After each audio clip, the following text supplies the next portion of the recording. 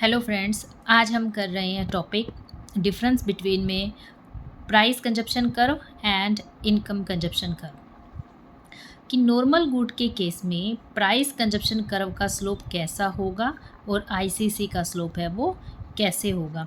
तो normal good के case में जो प्राइस कंजप्शन कर्व है इसका शेप डाउनवर्ड होता है क्योंकि प्राइस में और कंजप्शन में नेगेटिव रिलेशनशिप होता है। जैसे जैसे प्राइस इंक्रीज़ होगी कंजप्शन हमारा डाउन आता जाएगा। लेकिन इनकम के केस में जैसे जैसे इनकम इंक्रीज़ होगा कंजप्शन जो है वो इंक्रीज़ होगा। तो पीपीसी आपसे डायरेक्ट क्वेश्चन कई बार पूछा जाता है, अजर्शन रीज़न में भी पूछा जाता है कि नॉर्मल गुड के केस में पीपीसी का स्लोप कैसा होता है, डाउनवर्ड, और आईसीसी का अपवर्ड। इन्फीरियर गुड के केस में price consumption curve downward slope का होगा और इनकम जो कंजप्शन कर्व है आईसीसी है वो बैकवर्ड बेंडिंग होगा। इन्फीरियर गुड के केस में पीपीसी एंड आईसीसी दोनों जो हैं वो बैकवर्ड बेंडिंग होंगे। दोनों ही किस शेप के होंगे, बैकवर्ड बेंडिंग। आप दोबारा देख लीजिए, नॉर्मल गुड के केस में पीपीसी डाउनवर्ड और आईसीसी अपवर्ड। इन्फीरियर गुड के केस में price consumption curve downward shape में होगा और इनकम जो है वो बैकवर्ड बेंडिंग होगा। और गिवन गुड के केस में पीपीसी यानी कि प्राइस कंजप्शन कर्व और इनकम कंजप्शन कर्व दोनों ही बैकवर्ड बेंडिंग होंगे। मोस्ट इम्पोर्टेंट है, आप इसको अच्छे से देख लीजिए।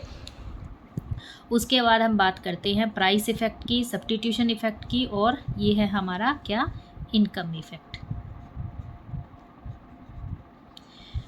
नॉर्मल गुड के केस में प्राइस इफेक्ट नेगेटिव होता है। जैसे कि आपको पता है प्राइस बढ़ने पर जो डिमांड है या जो कंजप्शन है वो क्या हो जाएगा, कम हो जाएगा। इनकम इफेक्ट पॉजिटिव होता है, इनकम के बढ़ने से हमारा जो कंजप्शन है या जो डिमांड है वो इंक्रीज़ होगा।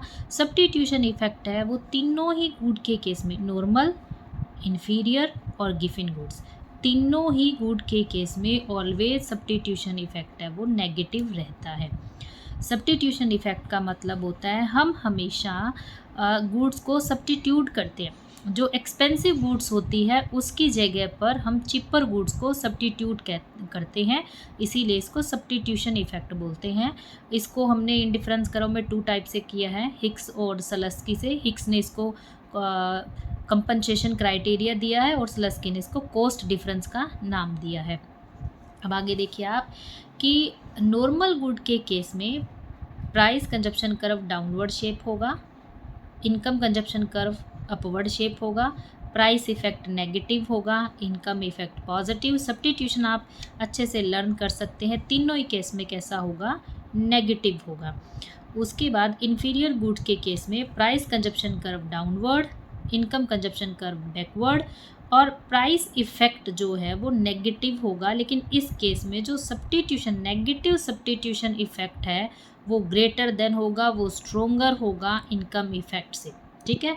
In case of inferior goods इसका इनकम इफेक्ट नेगेटिव होगा। जैसे जैसे इनकम बढ़ेगी हम लोग जो है इन्फीरियर गुड्स की डिमांड है वो कम कर देंगे, क्योंकि इन्फीरियर गुड्स नॉर्मल गुड्स से ख़राब क्वालिटी की गुड्स होती है ना।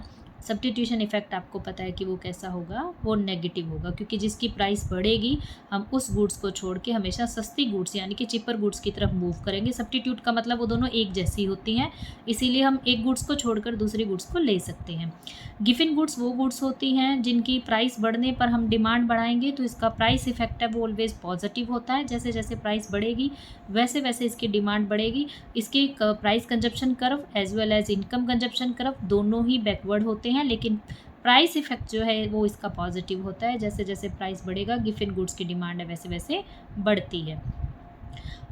जो गिवन गुड्स है इसके केस में प्राइस इफेक्ट पॉजिटिव होगा, देन इनकम इफेक्ट स्ट्रोंगर होगा सब्स्टिट्यूशन इफेक्ट के। ये पॉजिटिव क्यों होता है, क्योंकि इनकम इफेक्ट है वो सब स्ट्रोंग होगा सब्स्टिट्यूशन इफेक्ट के।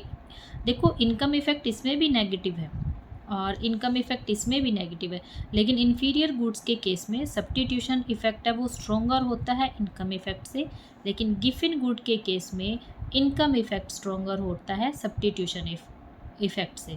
इनकम इफेक्ट गिवन गुड्स के केस में नेगेटिव रहेगा और जो हमारा सब्स्टिट्यूशन इफेक्ट है वो भी कैसा रहेगा, नेगेटिव रहेगा। तो बेटा मैंने बहुत ही शॉर्ट में आपको डायरेक्ट इनका रिलेशनशिप बताया है जो एग्ज़ाम में डायरेक्ट ही पूछा जाता है, ठीक है।